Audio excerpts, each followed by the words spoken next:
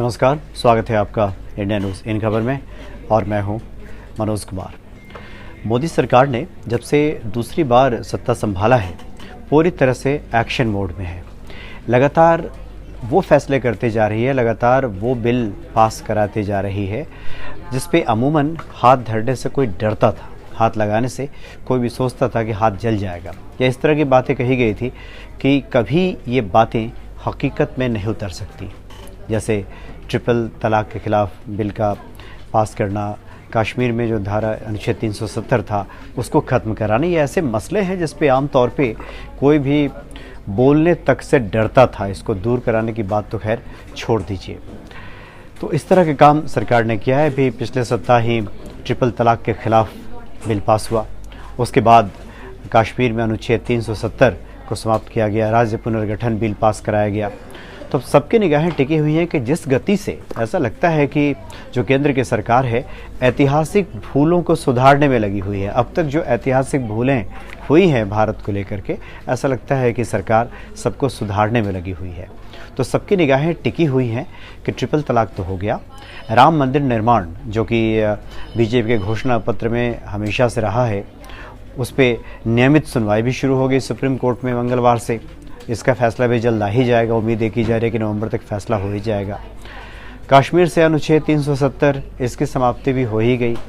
कश्मीर को दो भाग में बांट दिया गया, लद्दाख अलग हो गया और जम्मू और कश्मीर अलग हो गया, जो कि श्यामा प्रसाद मुखर्जी का सपना था। तो अब सवाल ये है कि अब सरकार क्या करेगी, अब सरकार का अगला कदम क्या होगा। सबकी निगाहें टिकी हुई हैं क्योंकि मोदी सरकार लगातार अपने फैसले से सबको चौंकाती रही है। तो अब ये सवाल है कि अब अगला कदम सरकार क्या उठाने जा रही है। तो अब जो खबर मिल रही है, जो सूत्र बता रहे हैं, वो ये है कि सरकार का जो अगला कदम होगा समान नागरिक संहिता, यानी कि जो कॉमन सिविल कोड जो भारत में लागू नहीं हो सका है उसको लागू करवाना सरकार की प्राथमिकता में ये शामिल होगा। यूनिफॉर्म सिविल कोड की बात कही जा रही है, क्योंकि अब तक ये माना गया था कि भारत में जो कॉमन सिविल कोड है इसका प्रावधान लागू नहीं हो सकता, क्योंकि भारत की जो विविध संस्कृति है ये लागू नहीं हो सकता। लेकिन बीजेपी के घोषणा पत्र में है। अब तक आप देखेंगे चाहे यूरोपियन कंट्री हो, अमेरिकन कंट्री हो, वहाँ पे कॉमन सिविल कोड बहुत पहले से लागू है। लेकिन भारत के संदर्भ में अगर देखा जाए तो यहाँ पे सिविल कोड बिल्कुल अलग अलग है। सिखों के लिए अलग है, जैनों के लिए अलग है, हिंदुओं के लिए अलग है, मुस्लिमों के लिए अलग है। तो ये कहा गया कि भारत में एक कॉमन सिविल कोड होना चाहिए। तो ये हकीकत में बदलेगा ऐसा लग रहा है, चूँकि केंद्र सरकार जो अगला कदम उठाने जा रही है इसी कॉमन सिविल कोड को लेकर उठाने जा रही है। तो बहुत जल्द ये संभव है कि सरकार इसका भी प्रारूप तैयार करा के इस बिल को भी संसद में लेकर के आए। तो इसमें यह हैरानी नहीं होनी चाहिए, आश्चर्य नहीं होना चाहिए कि सरकार का ये कदम जब सामने आए। चूँकि इसके पहले हालांकि पूर्ववर्ती सरकारों ने भी कोशिश की थी, जवाहरलाल नेहरू ने भी कोशिश किया था, लेकिन उसमें सफलता नहीं मिली थी।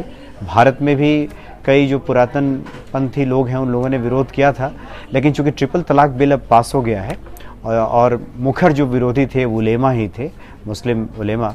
लेकिन ट्रिपल तलाक बिल पास होने के बाद अब इसकी पूरी संभावना बन रही है कि कॉमन सिविल कोड पे भी एक सहमति बन जाए और सरकार इसको आने वाले दिनों में पास करा ले जाए। तो इसमें कोई आश्चर्य नहीं होगा और इस भारत को लिहाज से देखा जाए तो ये आवश्यकता भी है।